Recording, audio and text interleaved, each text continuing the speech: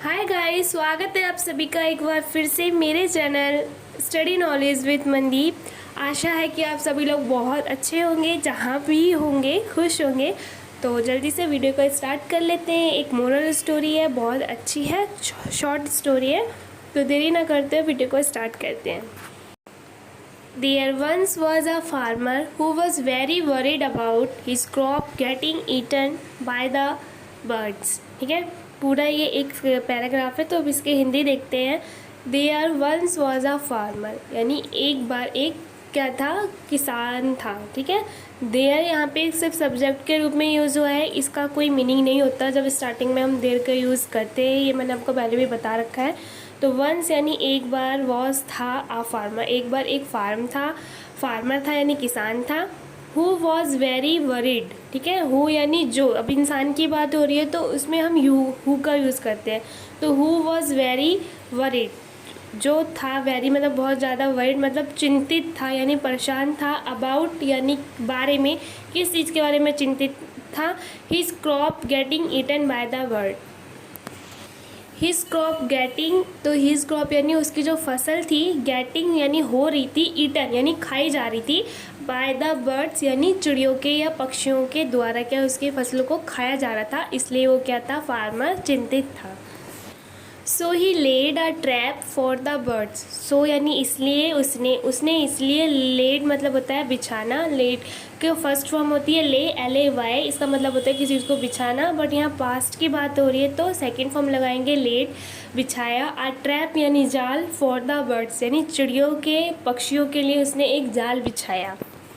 Next day he managed to catch a flock all the birds. तो next day यानी अगले दिन उसने क्या किया, ही मैनेज्ड यानी उन्हें व्यवस्था की, टू कैच यानी पकड़ने की, a flock of the birds. Flock का मतलब होता है झुंड, पक्षियों के झुंड को उसने पकड़ने की व्यवस्था की। ठीक है। A crane also got trap in the net. A crane, crane क्या होता है, एक पक्षी ही होता है जिसको सारस बोलते हैं हिंदी में। उसकी क्या होती है, गर्दन और पैर लंबे होते हैं। ठीक है। A crane also got trapped in the net. तो जो क्रेन था, आ क्रेन यानी जो सारस था, ऑल्सो वो भी क्या हुआ, ट्रैप्ड यानी फंस गया, इन द नेट में। तो नेट में क्या हुआ, सारस भी फंस गया। जब और पक्षी का झुंड जब फंसा तो उनके साथ वो भी था दूसरे दिन, तो वो भी उसमें फंस गया। The crane pleaded with the farmer for his freedom. तो जो क्रेन था, सारस पक्षी, उसने क्या, उससे प्लीडेड यानी होता है कि उससे प्रार्थना की, विद द फार्मर से, कि फॉर हिज फ्रीडम, कि मुझे यहाँ से आज़ाद कर दो। और मुझे उसने अपनी आज़ादी के लिए फार्मर से अपनी गुहार लगाई कि मुझे यहाँ से निकाल दो, मुझे यहाँ से आज़ाद कर दो, मैंने कुछ नहीं। The farmer retorted.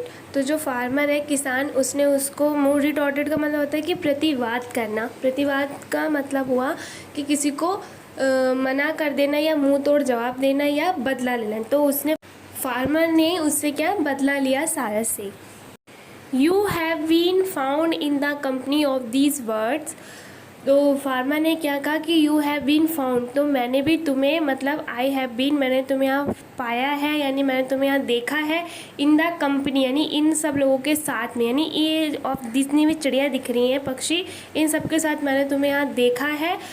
Who were eating my seeds. जो, वर मतलब थे, ईटिंग मतलब खाते हुए, माई सीड जो मेरे बीज को खा रहे थे। So I will not spare you, तो मैं तुम्हें अब नहीं छोड़ूंगा या मैं तुम्हें आज़ाद नहीं करूँगा।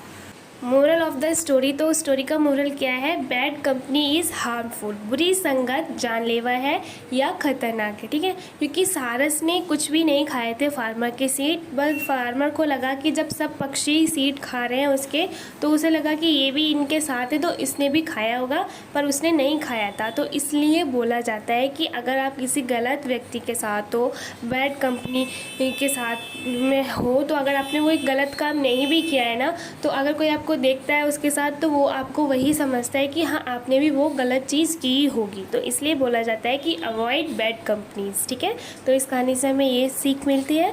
तो नेक्स्ट मिलते हैं, तब तक के लिए टेक केयर, बाय बाय।